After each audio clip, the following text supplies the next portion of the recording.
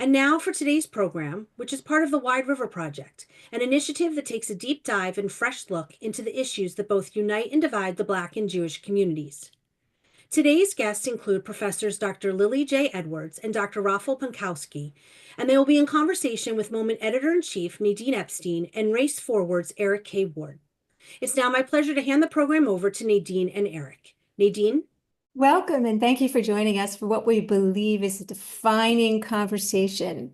I'm Nadine Epstein, Editor-in-Chief of Moment Magazine and co-founder of the Wide River Project. Today isn't just a program, it's part of a much bigger effort to begin to reshape how we show up for one another. I'm Eric? Eric Ward of Race Forward, and it's great to see you, Nadine. I'm also a co-founder of the Wide River Project here at Moment Magazine, and we're here because the urgency is real. Under Trump's second term, civil rights protections are being gutted, federal power is being centralized, and hate, anti-Semitism, anti-Blackness, xenophobia is not just being tolerated, but leveraged. And history has taught us that when democracy falls, Black and Jewish communities are among the first to be targeted and to push back. Today is about tapping into that legacy and moving from survival to solidarity. This is part of the building of a new Black and Jewish alliance, not rooted in nostalgia, but in the realities of the moments and the challenges ahead. At the Wide River Project, we are bringing strategy, not just conversation. Today isn't about fear. This is a conversation about power. Our first guest is Dr. Lillie J. Edwards, Professor Emerita of History and African American Studies at Drew University. She is a nationally respected scholar of African American intellectual history with a focus on how Black communities have resisted systematic oppression, especially during authoritarian eras. She's also a sought-after public voice who brings clarity and heart to these times, and we've had her before on the Wide River Project, and we're so delighted to have you back, Lillie. Thank you so very much for inviting me to participate in this very important panel with Rafal also. Looking forward to speaking with you today. And joining us from Poland is Dr. Rafal Pankowski, co-founder of the Never Again Association. And Rafal is one of Europe's foremost experts on authoritarianism, anti-Semitism, and xenophobia.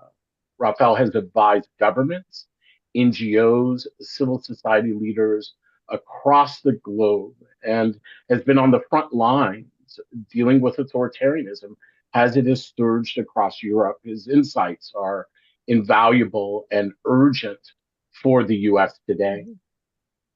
So if you're here, thank you for having me. we're so happy to have you, Rafal.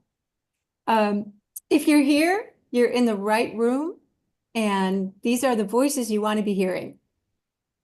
So, Lillie, let's start with you. Sure.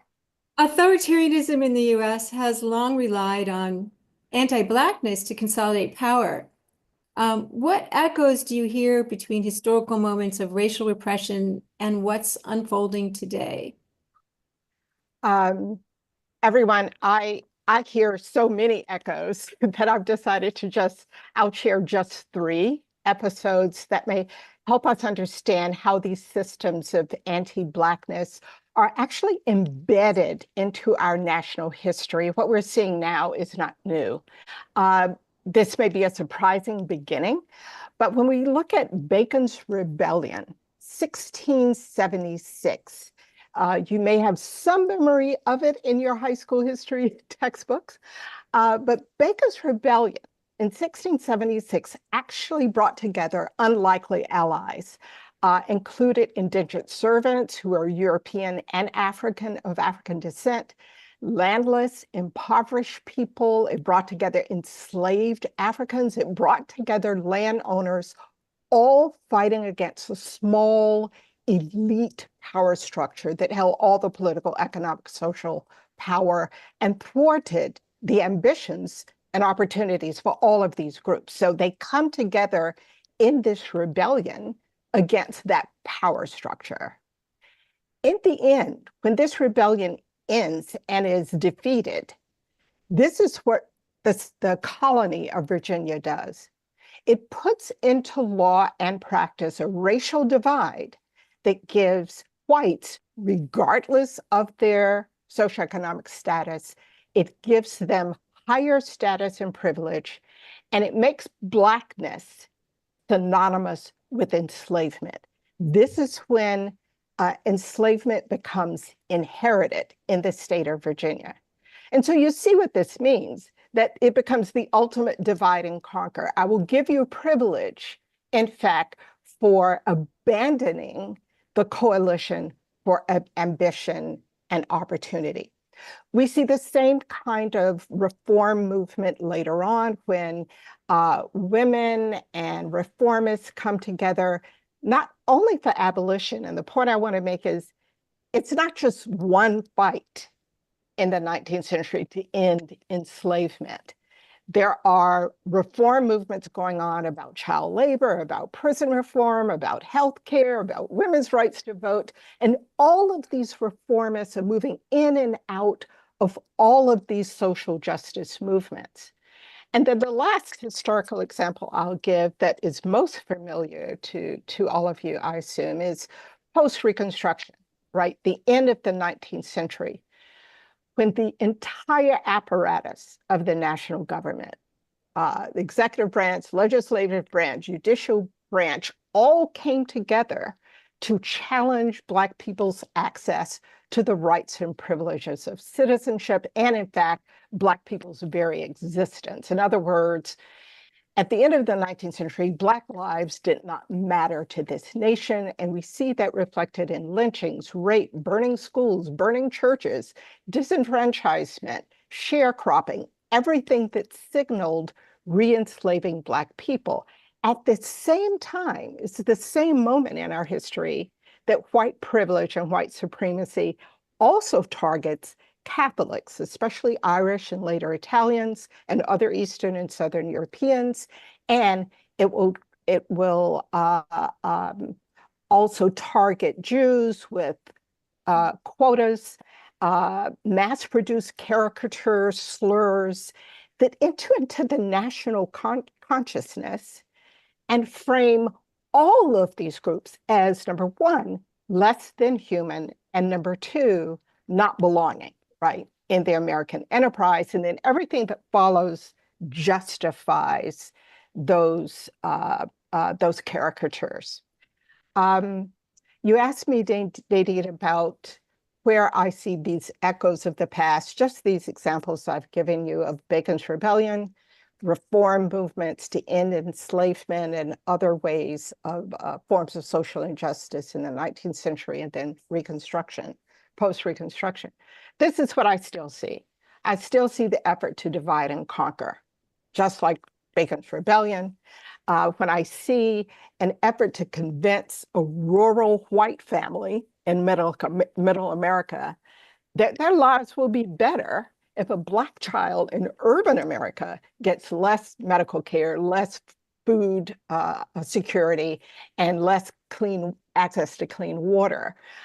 When we see skilled laborers in a declining industrial sector told that their future is threatened by the research at universities, the divide and conquer is so pervasive, and it includes dividing communities against each other, right? Jewish communities against Jewish communities, Black communities against Black communities, et cetera.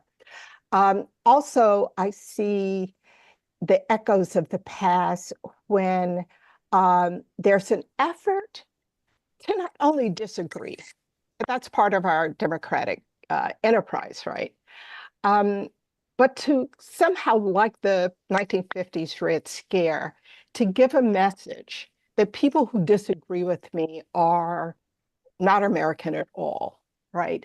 Don't belong here, are not part of our civic and democratic enterprise. And that displacement of people because of disagreements, I think, is something that we see in the past.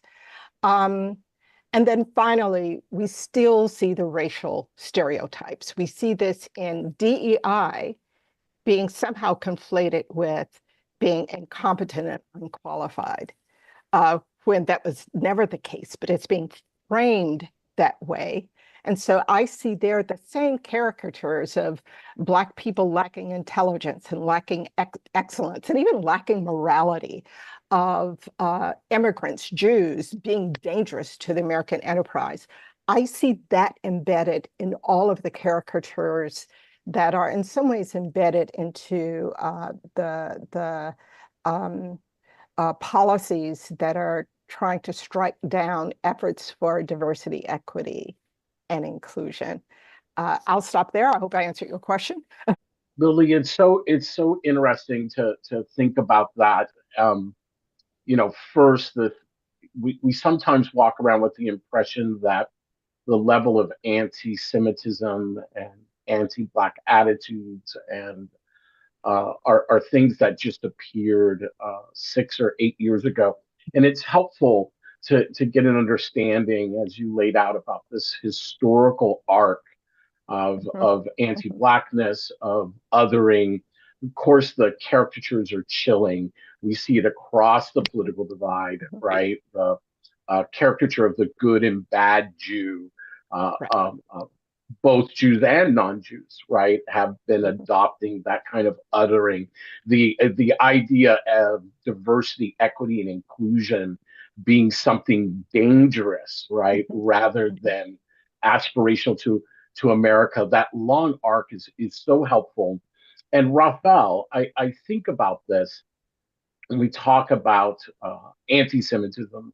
It has long been a tool of authoritarian regimes, and in modern history, of course, we think of Nazi Germany, Nazi Europe, but also globally. And I'm curious, from your perspective, right? You're experiencing having to deal with far right authoritarianism in Europe, helping communities and governments navigate this. How is Trump 2.0 using anti-Semitism and systems of anti-Semitism, and how does it compare to how the far right in Poland or Hungary deploys anti-Semitism? And in your opinion, to bring a little more nuance, is anti-Semitism being deployed in ways that aren't often apparent to us at first glance? Well, thank you.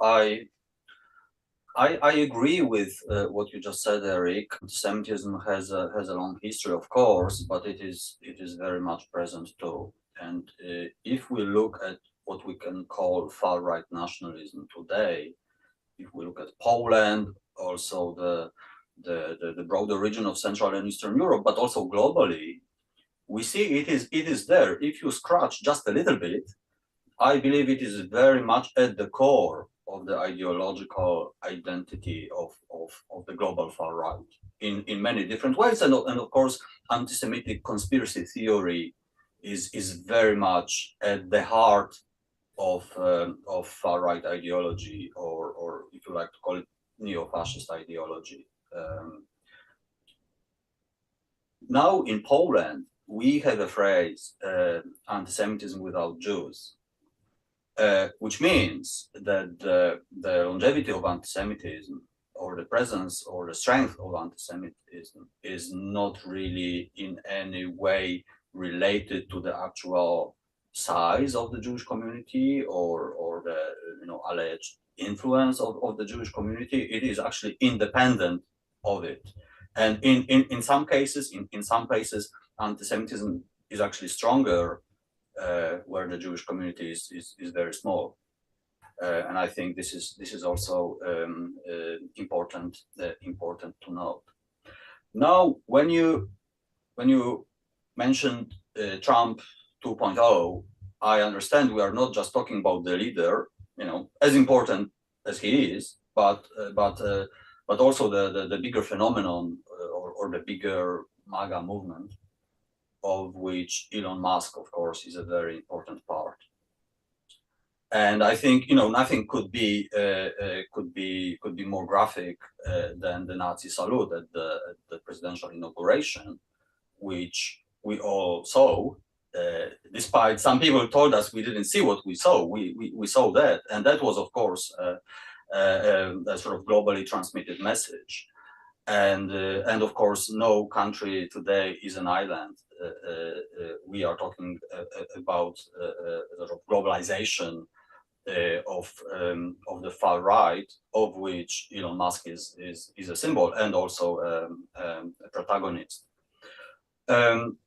You may or may not remember, Musk was actually in Poland last year in January. He went to Auschwitz around the anniversary of the liberation of Auschwitz and International Holocaust Remembrance Day. At that time, he said he was very moved and he promised to combat anti-Semitism on his platform. And some months later, we decided to check and see what kind of contents is actually available on his platform in the context of Poland and the Holocaust and Auschwitz in particular.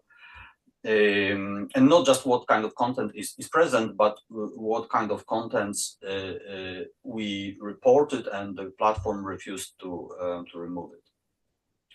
And we documented hundreds of cases of openly violent anti-Semitic messages, which we reported, and the platform refused to remove them, which I think is of course one of many examples showing the sort of global scale of violent anti-Semitic propaganda that is freely available, but also is actively pushed by the far right actors, including Elon Musk himself, many times. Now, the last part of your question was about anti-Semitism deployed in ways that might not be obvious to everybody. Well, I would like to mention something from our region that is very topical to us. That is the phenomenon of anti-Semitic rhetoric applied to the context of the war in Ukraine, and also employed in the propaganda targeting Ukrainian refugees in Poland and in the region. You may not have heard of a new version of anti-Semitic conspiracy theory known as Ukropolin. Polin actually means Poland in Hebrew, and Ukro relates to Ukraine.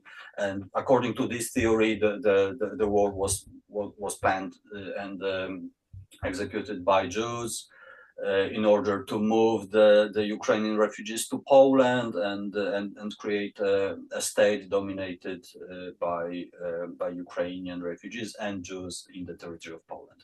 Of course, that sounds completely nonsensical to all of us, but there is a growing number of people who actually believe in that. And again, it shows that certain anti-Semitic stereotypes and cliches, the longevity of anti-Semitic conspiracy theory is a very real factor, having a very real impact on people's lives in many different ways.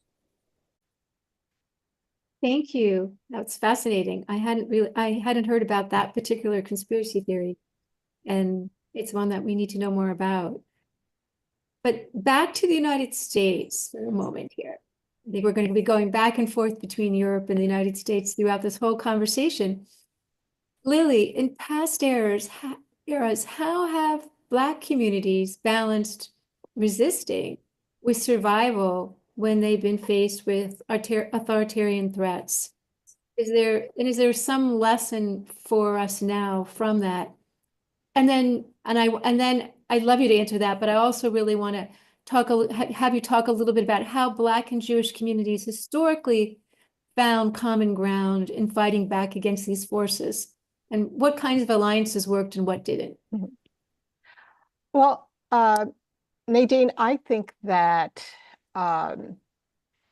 surviving, resisting, and thriving define all human communities, no matter what they may confront in terms of the challenges. And so what we're asking today is specific to how do Black communities survive, resist, and thrive.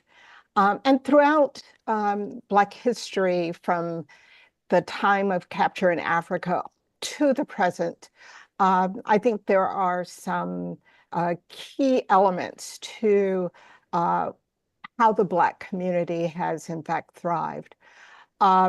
First, there have always been strategies and execution of rebellion and escape. And that's true whether it's on the African continent or in bondage aboard ships or even on American soil. Enslavement does not mean that one loses one's creativity and its intellect and desire for freedom. And so we have all of these instances, not only Harriet Tubman, of Black people successfully organizing themselves to escape and having white allies who had to help them do that. We also have in the Black experience, I think it's true in all people's experiences, including Jews from a variety of different places of origin throughout Europe, using cultural expressions as a way to survive and resist and thrive.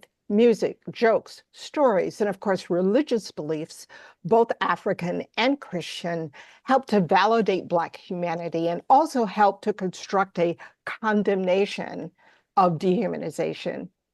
And then the third one I will offer in terms of these systems of thriving, I will call them, are the ways in which free people of color before the Civil War and then the Black community after the Civil War organized in every arena of life to affirm Black humanity. And this would include the founding of schools, the founding of the production of arts, the founding of social welfare agencies. I mean, people may not realize that Black people created their own orphanages and their own settlement houses, that it wasn't just Jane Addams. Black people created civic organizations to fight for social justice and human rights. And these organizations existed on the local, national, and global levels.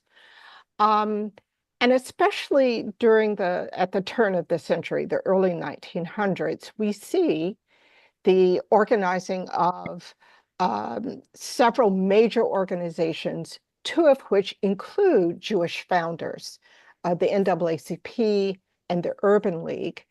But there's this proliferation of Black organizations that include the Black sororities and fraternities and social clubs, Black newspapers and journals, and then, of course, the central role of the Black church.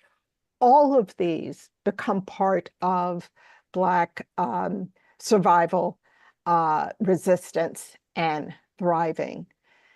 Specific to Black Jewish coalitions, though, I think is the work of the NAACP, where when I do public lectures and talk about the founding of the NAACP as part of the progressive movement, right, with Joel Spingarn and Lillian Wald, as well as W.B. Du Bois and Ida B. Wells Barnett, that the NAACP is a progressive organization that really reflects its time.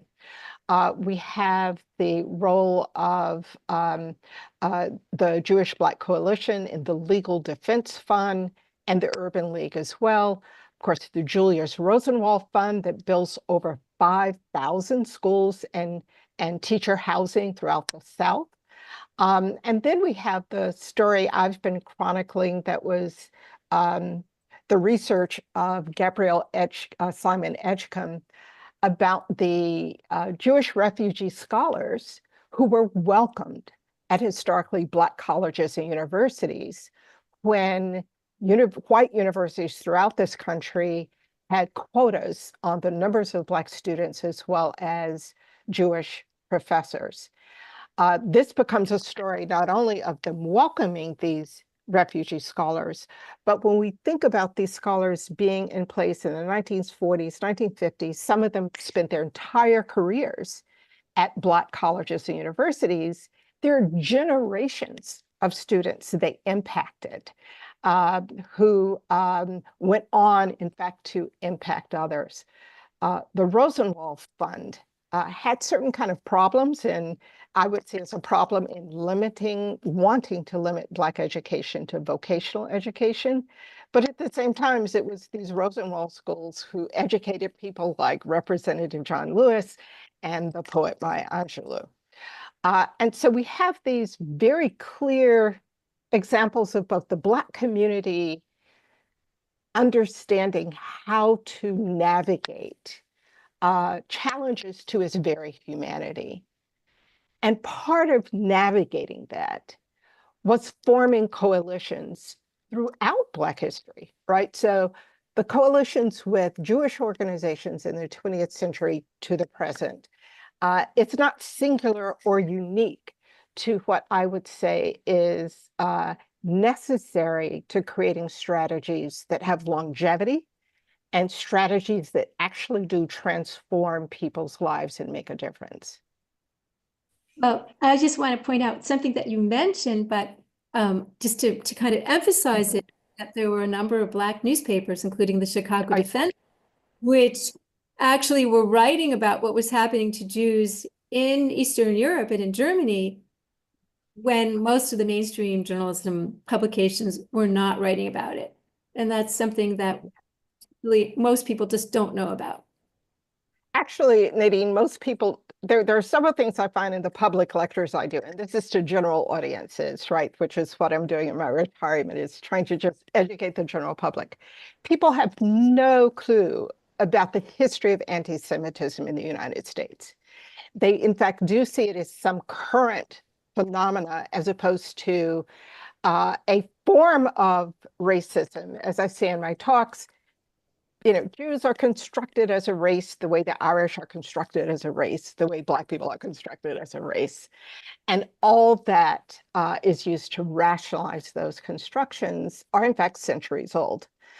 And they also have very little knowledge of these coalitions that were formed with the founding of the NAACP. All of us on this webinar may take it for granted that we know about these coalitions in the early 20th century, but most people don't. And so to present it as a, in some ways, not necessarily typical, but I present it as a sign of hope that these kind of coalitions are indeed possible because they've actually occurred. And they work. It's interesting to think about, too. These coalitions absolutely work. We carry our own myths around these coalitions. We talk about the Black Jewish or Jewish Black Alliance as if everybody in the Black community and the Jewish community were on board, when in fact, the majority of folks in both the Black and Jewish community were in opposition or suspicious of that alliance. They didn't support it. They tried to find ways at times to even undermine those leaders within their own communities who were committed, right, to that type of solidarity. And we think it's just now, right? We tend to start history where we were. But the truth is it has been this long relationship, and it's full of caricatures. The idea that Jews just simply showed up in the 1950s and 60s to support Black people is not true, right? It was a combined commitment. I often point to the 1965 Immigration Nationality Act as an example of this, one of the cornerstone civil rights victories in the 1960s. It was fought for, right, to actually counter anti-Semitism and other forms of bigotry in immigration policies that prevented Jews from fleeing the pogroms, from fleeing the Holocaust, not often recognized. We tend to think, why isn't the other side showing up? But the truth is that there are folks who have shown up in leaders in both our communities who have shown up and continue to show up despite the naysayers. But it's interesting to think about that type of resistance. Um, I also know there's divergence in how anti-Semitism, it doesn't look like anti-Black racism. Anti-Black racism doesn't look like homophobia in our society. They get weaponized differently, yet towards similar goals by authoritarian movements. And I'm curious, Rafal, in your experience in Europe, what are the different ways that bigotries have been weaponized around specific communities, different communities, yet to try to move the goal to strengthen authoritarian government or leader? Thank you very much, Eric. Well, when we talk about anti-Semitism, or we talk about anti-Black racism, or other types of hatred, of course, it is largely about the community that is on the receiving end. Yes, it is about the Jews, it is about the Black people and other communities, other minorities. But I believe it is also very much about something else that is very much related to all those types of hatred. That is the sort of general hostility to otherness, a hostility towards diversity, hostility against a certain set of democratic values, democratic culture, human rights, minority rights, you name it. This is what unites or brings together all those types of hate, and I believe in the case of Poland and Central and Eastern Europe, those protagonists of hate, of different types of hate, are usually the same. So the homophobic campaigners are usually the same people who are running anti-Semitic campaigns and running campaigns against migrants and refugees. And in the case of Poland, those campaigns are also increasingly and more openly racist in terms of anti-Black racism, which in our context is a relatively new phenomenon. But I could not stress enough. I believe they have a lot in common. Now around 2015, that was a sort of important year in Polish political history. The year that sort of symbolizes the crisis of democratic values and the right-wing populist rule in Poland.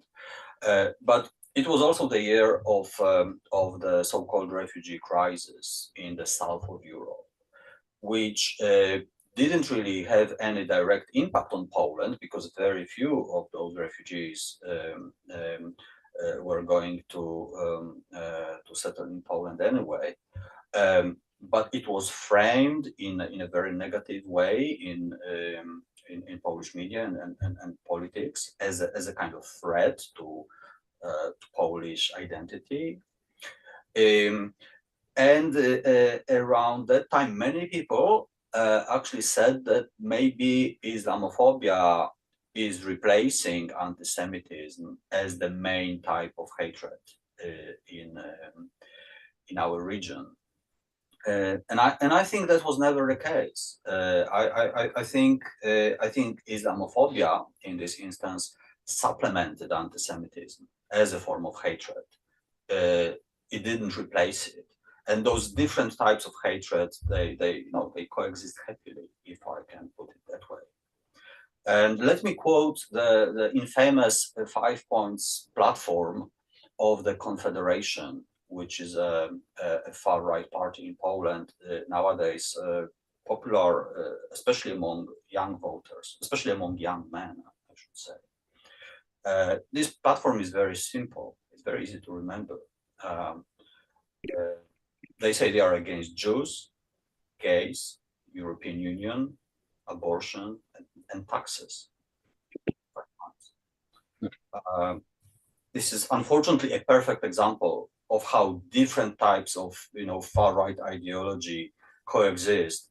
One of them may take prominence at one point, but they are all still there, sort of reinforcing each other. Thank you. It's helpful to think about. I wonder, right, as we kind of look at this kind of history, forgotten history that you've talked about, Lillie, we've forgotten what we have done and achieved together, how we have come together.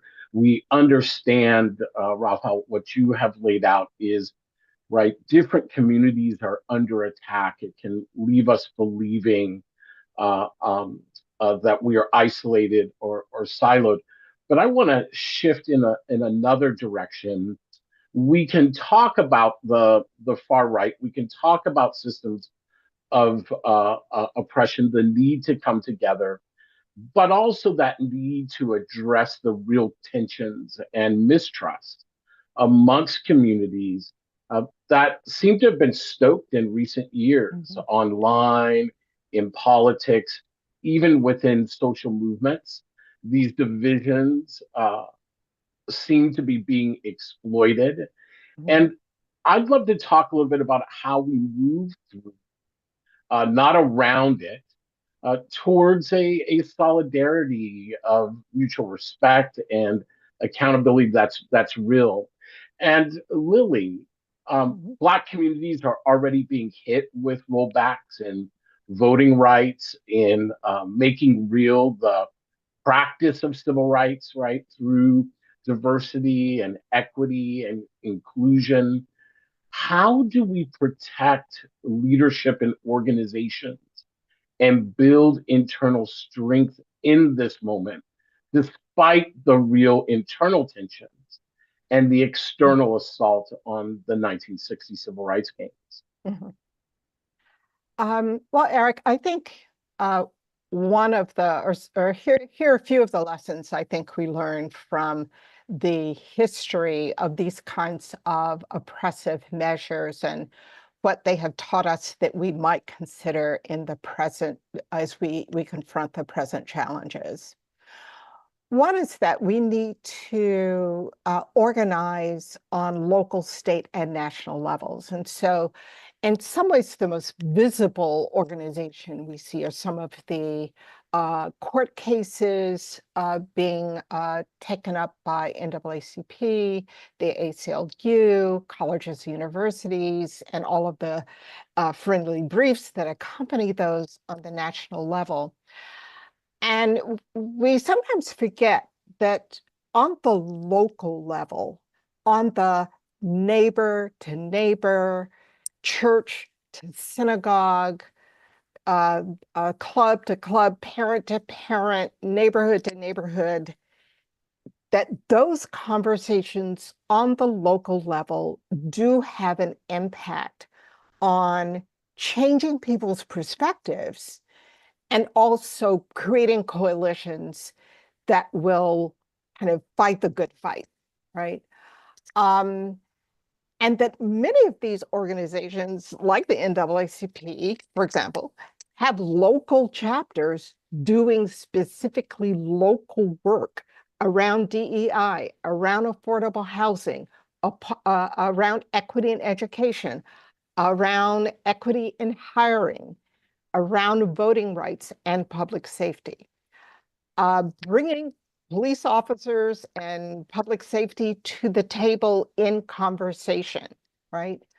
And so I would say that there's a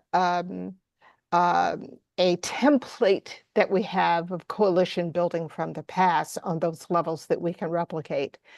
Two, I think we can continue to work through the existing coalitions that we have, but I want us to consider new coalitions. So in your list, Eric, I think you included voting rights, DEI, public safety as spaces where we see rollbacks through especially executive orders and also through Elon Musk and Doge. Perhaps there are new coalitions we can create similar to the ones that were created and invented in the past, based upon the vast variety of constituencies that are being impacted. And here I'm talking about negative impacts, especially economic impacts, right? On working class and middle class families, on veterans, on people who are seeking affordable health care, on young people seeking education and jobs, on something as fundamental as how we respond to natural disasters, right? Floods, hurricanes, tornadoes, fires, which pretty much includes the entire country. Are there new coalitions we build based upon joint interests, where this whole conversation about who is and isn't American enough, or who is or isn't qualified to sit at the table of American democracy? And so it's, kind of, that's not the conversation when you're talking about, is this state in middle America protecting its farmers' economy, which is also protecting American industry, which is also impacting food security in rural and urban areas equally. I think Rafal said something, and you did also, Eric, that's very important. People are responding, many people, unfortunately, are responding to myths. We can also call them lies, things that don't even exist. When if we bring to the table the reality of what does exist and what the problems are, we will see, or we should see in those conversations, profound unity in what challenges are presented to all of us. And then the notion that somehow there's a problem with voting or a problem with DEI or a problem with public safety begins to shift into the realm of reality, one would hope. And finally, let me say one more thing quickly. We need to reclaim civics and patriotism in our progressive language and in our activism. That has been co-opted by conservatives to somehow say that those of us who are progressive, who are fighting for equity and inclusion, are un-American. And I suggest that we need to reclaim that language of civics and language of patriotism and language of for the people and by the people, the language of inalienable rights. We need to speak those as our platform. Thank you, Lillie. That's really helpful. Rafal, wedge politics, that's pitting groups against one another, is a core authoritarian tactic. I'm wondering how you see this is obviously played out in Europe. You've talked a little bit about it. Are there any parallels that you observe that are, playing out in the United States? And can you give us an example of something in Europe and let us know if you can see a successful antidote based on the East European story?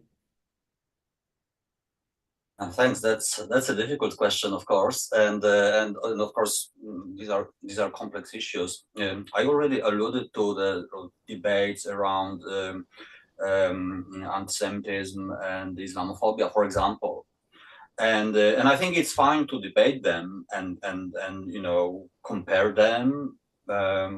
It's actually very necessary in some ways, but it can also be very tricky.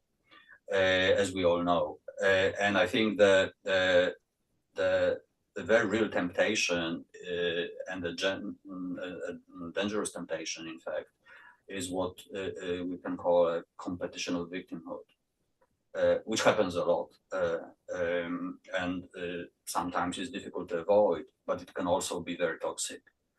And I think this is something that we have observed in different ways in different countries. And of course, what is happening in the Middle East today, in Gaza, in Israel, is not helping us in the fight against anti-Semitism. It is not helping us in the fight against Islamophobia. But if there is any solution, I believe, despite everything, we just have to keep building bridges of solidarity, empathy across communities. And I know it is easier said than done, of course. But well, I also agree we need to look at some of the traditions that are also very valuable as a kind of inspiration. And there is a tradition we also have in Poland, the tradition of Polish revolutionaries going back to the 19th century, and the slogan "For your freedom and ours," which was an internationalist slogan that I believe is as relevant as ever. And I believe, well, this is the kind of motto that that can be inspiring today. Thanks. Very helpful. I mean, thinking about that piece, Lillie, let's get specific. What does a durable Black Jewish solidarity look like in practice, not just symbolically, in a moment like this? What are one or two things that you might say, here's what that would look like right now? Well, I have only two for you. I wish I had three, but I can come up with two. One is the education space. It's a space where I've been working both for K through 12, but also in higher education. As spaces where we can see coalitions and partnerships occur. When I was chair of Pan-African Studies at Drew University for, I think it was 27 years, the Drew's Holocaust Genocide Studies Center and Pan-African Studies did joint programming all the time, organic to the subjects we were studying, and in some ways embedded into our mission to teach our students and provide for the community the context where education requires a moral consciousness, right? In the ways we study and the way we elevate humanity. I was told at the time, this was for the past couple of decades, that kind of joint programming between essentially a Black Studies program and a Holocaust Studies program was unusual, and that we were distinctive and unique in kind of moving back and forth with our programming and courses and speakers and panels, the kind that you're having today. I would hope that higher education is a space where those kind of partnerships can occur, not only for college students, but in terms of bringing the community into an intellectual space that is also trying to address people's real current problems. Also, in terms of K through 12 space, as chair of the New Jersey Amistad Commission, the Amistad Commission works with the Holocaust Commission in creating some joint curricula, right? So that students, in fact, within the classroom are seeing forms of discrimination and forms of redressing those in a joint conversation about anti-Semitism and anti-Black racism. The second space where I would say we could see Black Jewish solidarity in practice would in some ways be the obvious space, and that is faith communities. Bringing together Christian churches and synagogues should play a pivotal role, especially again in that local space, providing a space where not just to talk about coalitions partnership, but it should be a space where we can also talk about what are the challenges to our coalitions and partnerships. How has American society throughout its history embedded in all of our minds, right?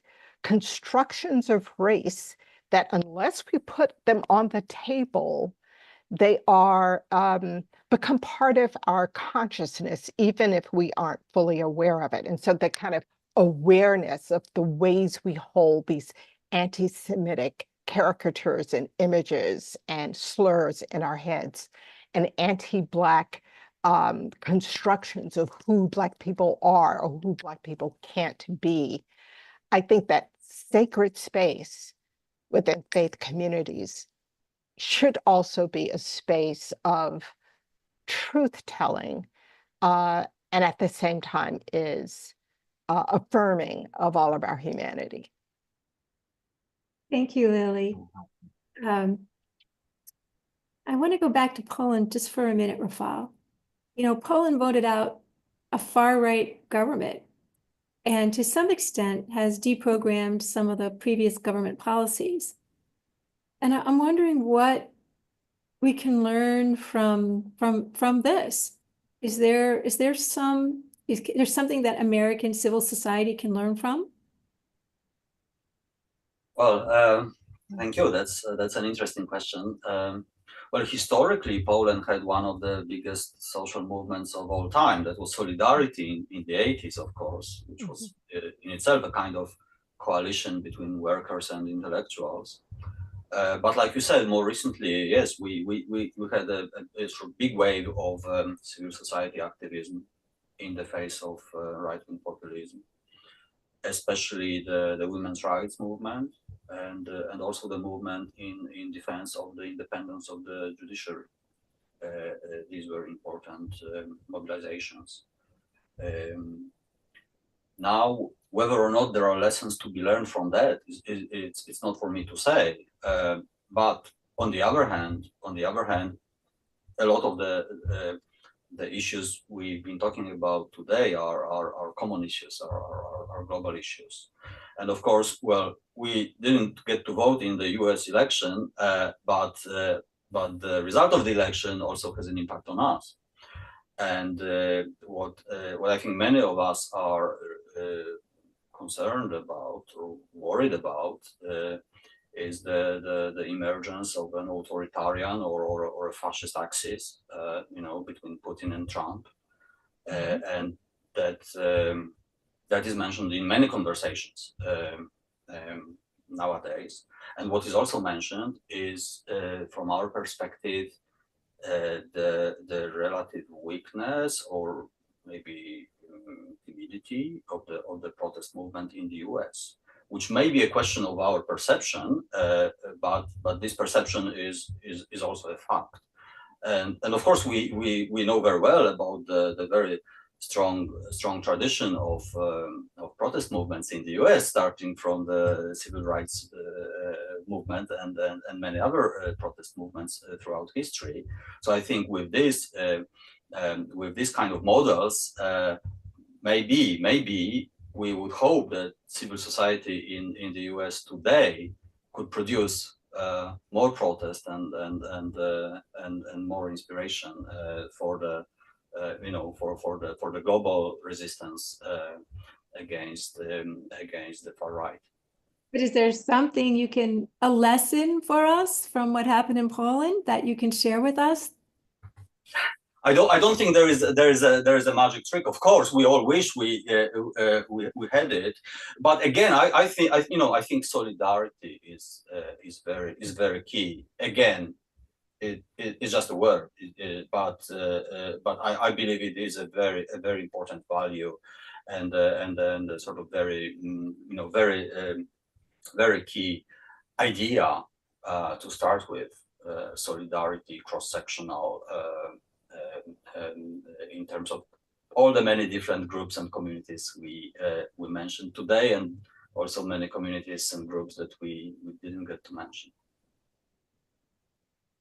It's very helpful. We often treat solidarity as if it is an easy thing to do, and I think many of us over the last 7 years have really come to learn just how difficult it is. An easy, simple concept that really takes a level of discipline and commitment that is hard to meet. And when we don't, it leaves us vulnerable. We are now at the close of this conversation, the first of many.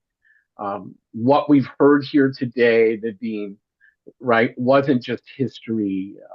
It was a warning, a strategy session, and a mirror held up to where we stand right now in the US. And as we thank Lillie and Rafal for joining us, the question that comes to me now is, what will we do with it? Well, the truth is we're standing on the shoulders of generations of people who have faced, and they've risen higher. And we know from history that Black and Jewish communities have each broken chains and reshaped nations. And we can do this again. We absolutely can, and we should commit to this, right? The lessons we hear from Rafal and Lillie today that stand out for me are, right, to protect each other against hate, repression, and division, to speak to each other honestly, even when it's hard, and to build together for the long haul, not just the crisis. That is a foundation of a new Black Jewish alliance, and we need one now. I'd like to add one more thing to commit to, and that I think we need to lean into complexity. We have to avoid simple narratives. Simple narratives, there's so many simple narratives, and some of them are conspiracy theories, and some of them are just the things we say every day, and they pull us apart. They whip up hate. They prevent nuance. They prevent trust. They prevent people coming to an agreement and working together. So we need to push back on them. I want to say that our next step, your next step, is to share this program. Moment Magazine's Wide River Project is curating a space for serious and courageous conversation. We don't want to let this energy fade. Stay connected and bring others. Let's break down the alienation that so many people are experiencing, and let's push back against simple narratives that are dividing us. I think we understand that at the end of the day, right? Don't let this energy fade, right? Your next step for those listening is share this program. Moment Magazine's Wide River Project will continue to curate a space for serious and courageous conversation. Share these with others and stay connected and bring others, help break down the alienation so many of us are experiencing. At the end of the day, when democracy falls, Blacks and Jews will be the first to go. But also remember, when democracy falls, we will also be the first to rise. I want to thank our guest again, Nadine, and thank you again and Moment Magazine for giving us the space to wrestle with complexity and nuance and uncomfortability. That space is rare these days, where folks love binaries, one side good, the other bad. Thank you for giving us an alternative, an adult way to wrestle with the complexities of a democracy. Thank you, Eric, for being part of this. Thank you so much, Lillie. Thank you so much, Rafal. It's been a really, really meaningful conversation.